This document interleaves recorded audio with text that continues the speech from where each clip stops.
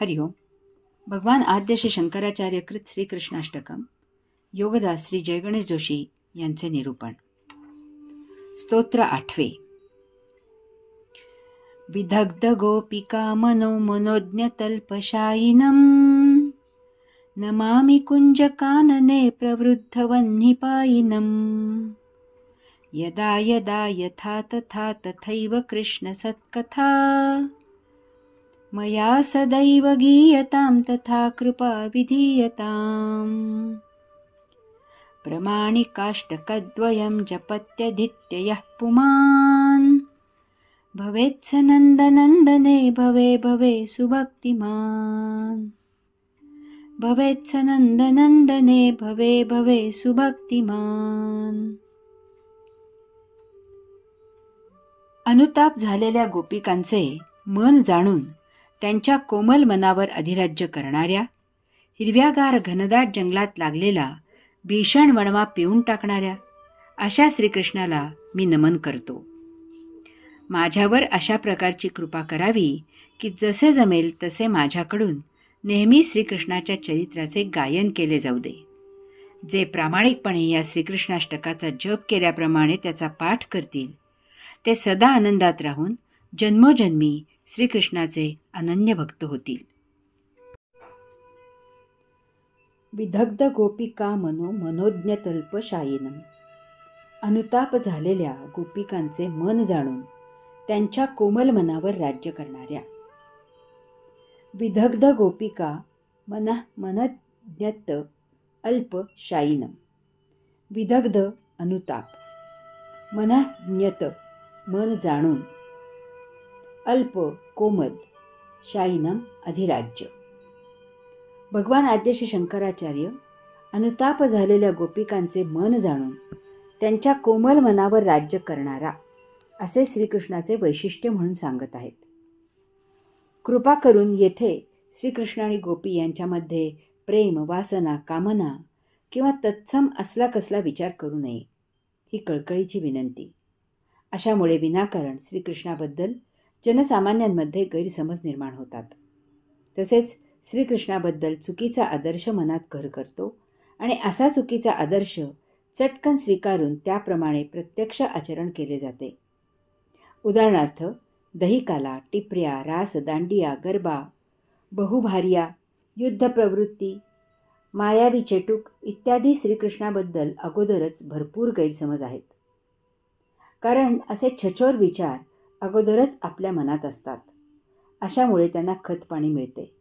ते प्रत्यक्ष वर्तनात उतरवणे सोपे असते आणि ते मनापासून हवेही असते. श्रीकृष्णाच्या नावाने तसे करायला मिळाले की याला ऊत येतो. गीता नुसती वाचताना घाम येतो, तर ती घोकणे, ती समजावून घेणे आणि समजणे, त्याप्रमाणे प्रत्यक्ष जीवन तसे जगणे तर फार फार दूरच्या गोष्टी आहेत. याचा अर्थ तसे करणे कठीण आहे असे नव्हे, तर त्यासाठी भौतिक भोगापवर्गतेच्या चिखलात जगायची सवय सोडून द्यावी लागते, ही अडचण आहे. मी माझ्या श्रीकृष्ण चरित्राच्या पुस्तकामधून, गीतेवरील पुस्तकांमधून आणि आता या श्रीकृष्णाष्टकामधून तसेच या विषयावरील प्रवचनांमधून श्रीकृष्णाबद्दलच्या सत्य परिस्थितीवर प्रकाश टाकण्याचा माझ्या अल्पस्वल्प बुद्धीने प्रयत्न केला आहे.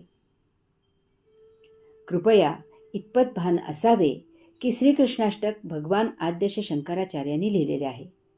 येथे केवळ श्रीकृष्णाचीच म्हणून अशी काही खास वैशिष्ट्ये सांगितलेली आहेत. असे विशेष फक्त श्रीकृष्णामध्येच असू शकतात. यात श्रीकृष्णाचा महिमा गायला आहे. त्याच्याबद्दल अंतःकरणात असलेली भक्ती गायली आहे. यामागे आपणही श्रीकृष्णाचे भक्त व्हावे अशी श्री शंकराचार्यांची तळमळ आहे. याच हेतूने या स्तोत्राचे भाषांतर प्रचलित अर्थापेक्षा मी पूर्ण वेगळे केले आहे. विदग्ध म्हणजे फक्त कामना, वासना यामुळेच दग्ध होणे असे नाही. श्रीकृष्णाच्या आठवणीने गोपी त्याला भेटण्यासाठी वात्सल्याने तळमळून तळमळून दग्ध होत असतात. श्रीकृष्ण किंचित वेळही त्यांच्या दृष्टीपासून दूर झालेला त्यांना सहन होत नसे. यामुळे श्रीकृष्णाच्या विरहामुळे त्यांना अनुताप होत असे. मनोज्ञत म्हणजे श्रीकृष्ण गोपींचे मन जाणत असे. आपण समस्त गोपमानस, जो सर्व गोपगोपींचा मनकवडा आहे, याचे निरूपण केलेच आहे. अल्प म्हणजे किंचित, थोडे हे मला माहीत आहे, परंतु येथे त्याच्या मनाचे विशेषण म्हणून उपयोग केला आहे. यामुळे त्याचे भाषांतर कोमल असे केले आहे. कोमल मन त्याचे त्याच्याजवळ नसते. येथे अतीव माया, ममता, वात्सल्य, प्रेम इत्यादी असते आणि यामुळे ते आवडत्या व्यक्तीच्या सहजच स्वाधीन होते. शायिनम, गोपींच्या मनरूपी शय्येवर शयन करणे म्हणजे गोपींच्या मनावर राज्य करणे. आपल्या लढीवाळ वर्तनाने गोपींना आपल्या मनाप्रमाणे मताप्रमाणे करायला लावणे. गोपींनी स्वतःला श्रीकृष्णाला अर्पण केले होते, स्वाधीन केलेले होते. त्याला पाहिल्यावर गोपी स्वभान विसरत असत. त्यांचे स्व अस्तित्व नष्ट होत असे. त्या श्रीकृष्णमय झालेल्या होत्या. एखादे अपत्य मातृवेडे पितृवेडे असते, त्याप्रमाणे गोपी अपत्य वेड्या झालेल्या होत्या. त्यामुळे येथे श्रीकृष्ण गोपींच्या मनावर राज्य करत असे भाषांतर केले आहे. श्रीकृष्णाने गोपींच्या मनावर राज्य केले. 1. श्रीकृष्णाने गोपींना स्वयंपाकघर, घरकाम, चूल मूल इत्यादी अशा चाकोरीबद्ध आयुष्यामधून इतरही काही जीवन आहे याची जाणीव करून दिली. 2. श्रीकृष्ण या महिलांना स्वातंत्र्य देणारा आद्य पुरुष आहे. 3. श्रीकृष्ण हा महिलांच्या कलांना, गुणांना स्वयंपाकघरामधून बाहेर आणणारा पहिला क्रांतिकारी पुरुष आहे. 4. श्रीकृष्णाने महिलांकडे पाहण्याचा पुरुषांचा दृष्टिकोन बदलला. 5.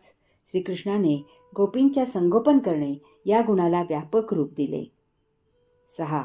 श्रीकृष्णाने गोपींना स्वतःच्या घरात आबाळ करून छान छोकीसाठी मथुरेमधील धन, श्रीमंती, वैभव याचे जे आकर्षण होते ते नष्ट केले. 7. श्रीकृष्णाने गोपींना सहजाचरण, प्राप्त परिस्थितीत संतुष्ट, समाधानी, तृप्त कसे राहावे, प्रत्येक घटना एक वैश्विक लीला म्हणून कशी स्वीकारावी इत्यादी अशा जीवनाच्या पायाभूत गोष्टी शिकवल्या. 8. श्रीकृष्णाने गोपींना सामुदायिक सद्भाव, प्रेम, सहकार्य, सोशिकता इत्यादी गोष्टी आचरणात आणायला लावल्या. 9. श्रीकृष्णाने गोपींना विवेक, संयम, तारतम्य, कोठे थांबायचे ते शिकवले. ही अशी यादी आणखीही वाढवता येईल. यात महत्त्वाचा मुद्दा असा आहे की पुरुष शिक्षित होणे, सुसंस्कृत होणे आणि स्त्री शिक्षित होणे किंवा सुसंस्कृत होणे यात फार फरक आहे. पुरुषाकडे हे सर्व स्वतःपुरते राहते. त्याच्याकडे इतरांच्या गळी उतरवण्याची कला नाही. तो पराक्रम गाजवतो, धनसंपत्ती मिळवतो, यासाठी तो रांगडा आहे. परंतु जर स्त्री सुधारली, ती सुसंस्कृत झाली, तिचा जगाकडे पाहण्याचा दृष्टिकोन व्यापक झाला, तर सर्वप्रथम ते संपूर्ण घर सुधारते, सुसंस्कृत होते. यामुळे गाव सुधारतो, प्रदेश सुधारतो, देश सुधारतो. कारण स्त्रीकडे संगोपन करण्याची कला आहे. त्यासाठी लागणारी सोशिकता, माया, ममता, वात्सल्य, सेवाभाव इत्यादी गुण तिच्या कोमल हृदयात स्वभावतःच आहेत. पुरुष बिघडला तर स्त्री घर सांभाळून घेते, संसार मोडू देत नाही, कुटुंबाची आबाळ होऊ देत नाही. परंतु जर स्त्रीचे पाऊल वाकडे पडले तर घर कोलमडते, संसाराचा विचका होतो, कुटुंबाची आबाळ होते. यासाठी स्त्री शिक्षण, स्त्री संस्कार, स्त्री दाक्षिण्य फार महत्त्वाचे आणि आवश्यक आहे. पुरुषांनी स्त्रीला घरात कोंडून गुलाम करून ठेवू नये. तिला व्यक्ती स्वातंत्र्य द्यावे, तिला तिच्या नैसर्गिक स्वभावाप्रमाणे फुलू द्यावे, तिचा मान राखावा, घरातील निर्णयात तिला सहभागी करून घ्यावे. पुरुषांनी दररोज सकाळी योगेश्वरांना नमस्कार करून झाल्यावर त्यानंतर दुसरा नमस्कार घरच्या स्त्रीला करावा आणि हा नमस्कार दिवसभर लक्षात ठेवावा. म्हणजे दिवसभरात तिचा उपमर्द केला जात नाही. यास्तव श्रीकृष्णाचे भजन करावे. श्री शंकराचार्य म्हणतात की अनुताप झालेल्या गोपिकांचे मन जाणून त्यांच्या कोमल मनावर राज्य करणाऱ्या श्रीकृष्णाला मी नमन करतो. कुंज कानने प्रवृद्ध वन्नी पायीनम. हिरव्यागार घनदाट जंगलात लागलेला भीषण वणवा पिऊन टाकणाऱ्या. कुंजकानने प्रवृद्ध वन्नी पायिनम. कुंजकानने अधिक प्रवृद्ध वन्नी पायिनम. कुंजकानने हिरव्यागार घनदाट जंगलामधील वणवा. प्रवृद्ध वन्नी भीषण आगडोंब. पायिनम पिऊन टाकणे. भगवान आद्य श्री शंकराचार्यांनी हिरव्यागार घनदाट जंगलात लागलेला भीषण वणवा पिऊन टाकणारा असे श्रीकृष्णाचे वैशिष्ट्य म्हणून सांगितले आहे. आपण कुंज मध्यगम घनदाट हिरव्यागार वनस्पतींमध्ये विहार करणाऱ्या याचे निरूपण केले आहे. ते लक्षात घेऊन या ओळीचे निरूपण वाचावे आणि समजून घ्यावे. कुंजवनात म्हणजे बाहेर अरण्यात किंवा आपल्या स्वतःच्याच घरी यथायोग्य अशी योग साधना उपासना केल्यावर आपण एकांतात जेव्हा आसनस्थ होऊन एकचित्त होऊन प्रशांतपणे ध्यानासाठी बसतो तेव्हा आपल्या स्वतःमध्ये योग ऊर्जा प्रज्वलित होते. त्यामुळे आपल्या देहात आग लागते, वणवा पेटतो, भडका उडतो, आग डोंब उसळतो. अशा वेळी आपण दग्ध होतो, होरपळून जातो, करपू लागतो. हे द्वंद्वाच्या अगदी स्वाभाविक वैश्विक नियमाप्रमाणे होते. अशा वेळी श्रीकृष्ण आपल्या अंतःकरणामधील तो भीषण वणवा पिऊन टाकतो. यामुळे आपण अशा वणव्यापासून बचावतो आणि आपले ध्यान साध्य होणे सुकर होते. हे दोन प्रकारे घडते, भौतिक आणि आध्यात्मिक. 1. भौतिक. अशा वेळी आपले मन आणि त्यामुळे बुद्धी आणि स्मृती आपल्यावर महाप्रचंड ताकदीने घाला घालून तुटून पडतात. याला देहादी इंद्रिये साथ देतात. कारण प्रशांत होऊन अंशात्म्यावर एकचित्त होणे मनाला परवडणारे नसते. कारण तसे होणे हे मनाचे मरण असते. ते मनाच्या उपभोगांना लगाम घालणारे असते. अर्थातच यामुळे देहाला मिळणारे उपभोगांचे सौख्य बंद होणारे असते.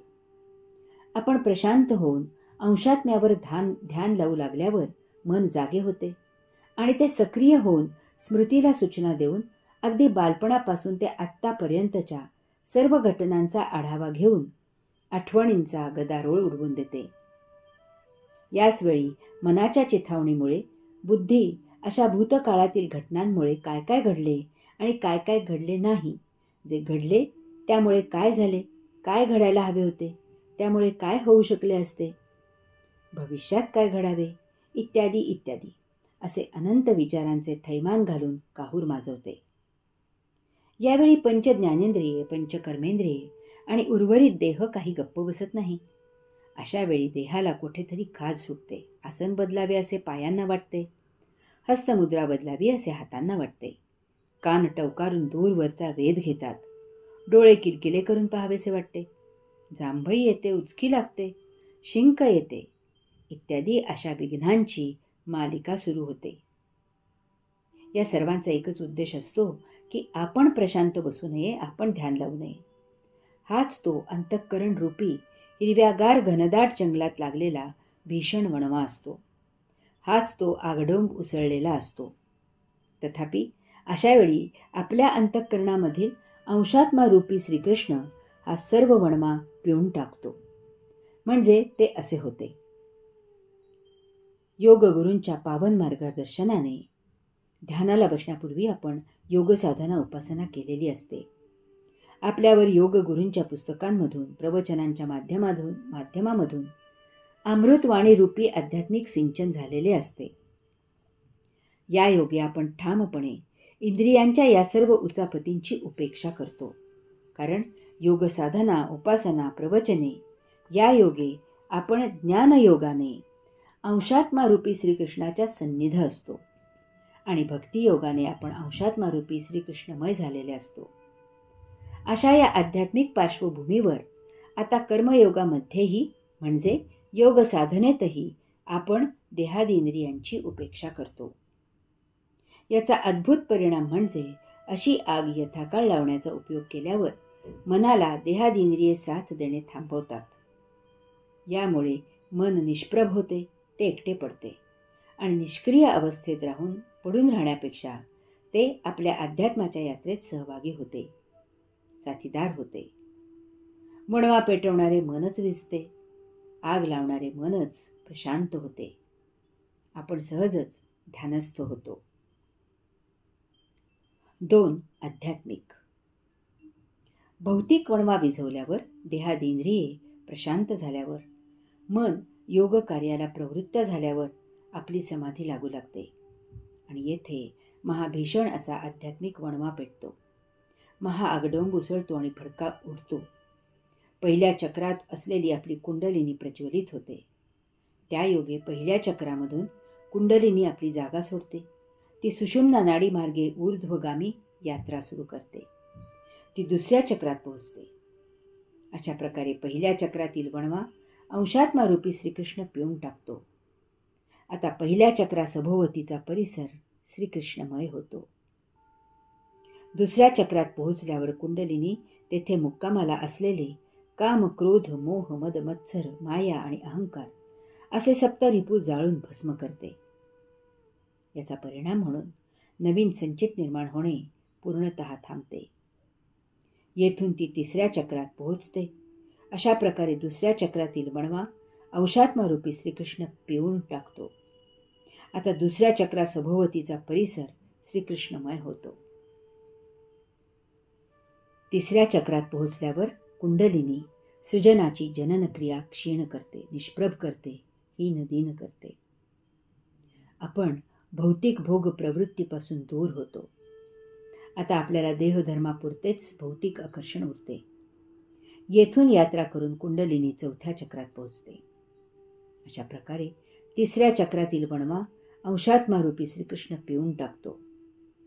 आता तिसऱ्या चक्रासभोवतीचा परिसर श्रीकृष्णमय होतो.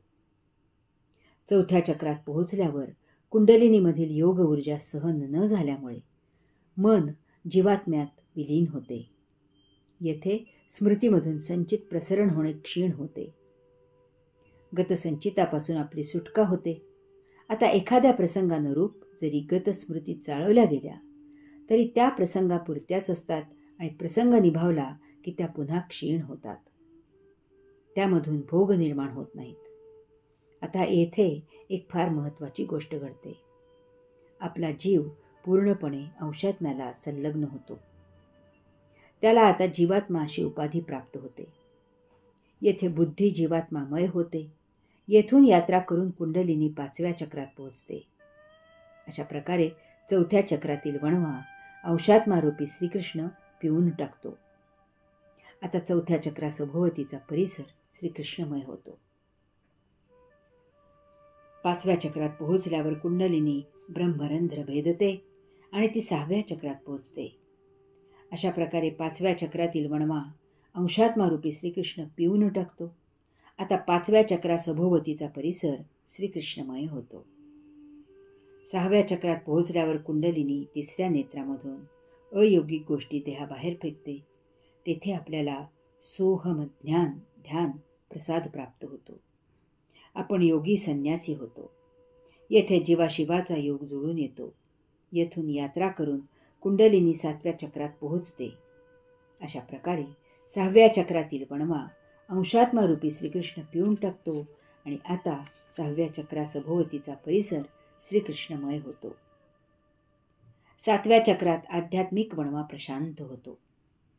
अशा प्रकारे सातव्या चक्रातील वणवा अंशात्मारूपी श्रीकृष्ण पिऊन टाकतो.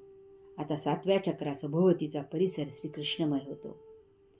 सातव्या चक्रात आपल्याला समाधी प्रसाद प्राप्त होतो. आपला देह योग ऊर्जामय होतो. येथे साक्षात्काराची प्रतीक्षा असते. ते आपल्या हाती नसते. प्रतीक्षा करणे इतकेच आपण करू शकतो. यथाकाळी आपण देहापासून पृथक होतो. श्रीकृष्ण स्वतः आपल्याला दर्शन देतो. आपण साक्षात्कारी होतो.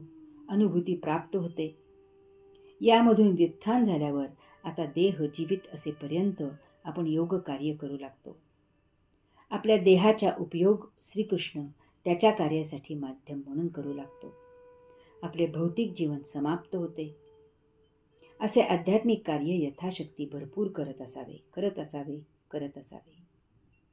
असे कार्य करताना जर आपले आध्यात्मिक भोग निर्माण झाले तर आपण त्यासाठी पुनर्जन्म घेतो. आपण सायुज्यमुक्त होतो. तसे नसेल तर यथाकाळी ते महादिव्य द्वार उघडते. आपला पुरुषोत्तमात प्रवेश होतो, आपण मुक्त होतो. एका अंशात्म्याची आत्मायात्रा संपन्न होते. यास्तव श्रीकृष्णाचे भजन करावे. श्री शंकराचार्य म्हणतात की हिरवागार घनदाट जंगलात लागलेला भीषण वणवा पिऊन टाकणाऱ्या श्रीकृष्णाला मी नमन करतो. नमामि अशा श्रीकृष्णाला मी नमन करतो. अनुताप झालेल्या गोपिकांचे मन जाणून त्यांच्या कोमल मनावर अधिराज्य करणाऱ्या हिरव्यागार घनदाट जंगलात लागलेला भीषण वणवा पिळून टाकणाऱ्या अशा श्रीकृष्णाला मी नमन करतो. हरि ओम.